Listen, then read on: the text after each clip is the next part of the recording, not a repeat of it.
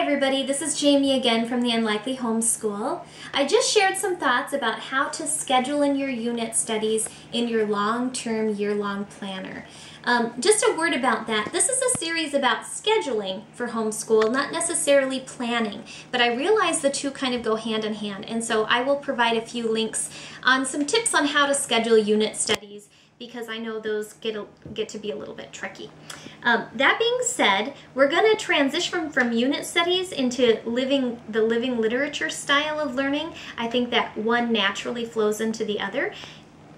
We are an eclectic homeschool family, which I've mentioned before, but we do a lot of living literature. I would say that that's the majority of what we do for history and science. Now for history, we've been using a curriculum called Truth Quest History from the very beginning. I have absolutely loved this curriculum. Now you can go to the library and just pull books off the shelf and create your own living literature study. But I choose to use a curriculum for history because this is a curriculum that has been produced by another homeschool mother who has spent years cataloging really great quality books chronologically, and it's already ordered for me. And I know that these are books that have been read and have been given the stamp of approval by somebody who is really conscious about what she chooses for the study with her children. So it's already done for me, already laid out, and I appreciate that. But if you are one that just pulls books off a shelf and takes them home, I think that's wonderful too. So you can take these thoughts that I'm going to share and adapt it for that style of scheduling.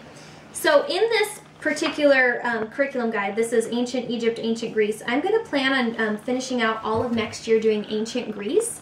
And there are 46 pages on Ancient Greece in this book. Now, I shared with you when we were establishing a homeschool calendar that the traditional school year lasts for 36 weeks. Knowing that there's 36 weeks and I have 46 pages of suggested material here, I can assume that I can do one page and a little bit more each week. Now, this particular curriculum has book suggestions for all ages, so some of these book suggestions won't apply to me, and so it's actually very reasonable to assume that in 1 week I will get through a page and a little bit more. Now, going to my lesson plan guide, I need to now plug that in for scheduling purposes, and what I do is I just start with the very first theme within Grecian history, and for us it would be Minoan civilization, and it's a general look at Minoan civilization. So just as I did for my unit studies, I'm going to use my well-planned day planner, and on the side in this extra space just jot that theme down so I know right up front what I'll be looking at for that week, Minoan civilization. Now, I am not going to take the time to write down every single book title that is suggested here. That would be sort of a waste. It's already listed out for me. But I'm going to keep this theme running, and within that theme of Minoan civilization, there are sub-themes.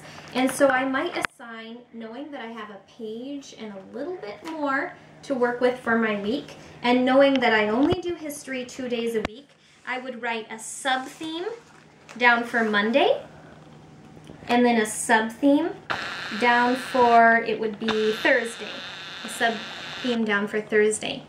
I would do that for about a month to 6 weeks out, and that's about all I plan for living literature. I would continue to write a main theme and a sub-theme. Then, once I get to 6 weeks out, I know that I'm going to have to request more books from my library about 2 weeks before I get to the next main theme. Our library lets us hold books out for about a month, and your library is going to be different, so you'd have to adjust this based on how long you're able to keep books from your library. But our library is about a month, so about a month out from where about a month out from the start of one theme, I need to backtrack 2 weeks and then write myself a little notation on that week that I need to order the books for the next theme. And so for for video purposes, let's just assume that the next theme is a Greek overview of Greek cooking. So it's an overview of their cultural food. So that's what's going to go a month out, and I would write that down, Greek food. That's the next theme. But 2 weeks prior to that, I need to make myself a notation somewhere in my planner to order those Greek food books. Usually I use the space on the weekend because I don't typically write our weekend plans down in my planner. So on the space on the weekend, I would just jot myself a note. I'd put library, Greek food. And because I have a actual book suggestion guide, I can actually write down the pages where those Greek food books lie in my curriculum guide, so that when I'm on the library website, I know right where to go in my guide. So I might write pages 5 through 10 or whatever they happen to be. And that way, when I get 2 weeks, when I get to my almost 2-week marker, I'd see that note and be able to order my books. Then when those books actually come in and I go pick them up, I just have a big basket that sits on my floor in our dining room, and I put our books in that have come in from the library. Now, these are not living literature books for any particular unit. These are actually books, during the summer we use this basket for our Discovery Quiet Time, and so that's what these books are for. But if we were to pretend that these were for a Greek unit, all these books would come in, and I'd look back at my lesson plan or my curriculum guide, depending upon which way you go, whether you plan out the living literature books yourself or you have a guide. I'd order them according to how they're to be read, basically in chronological order. For history, you'd want to do it that way.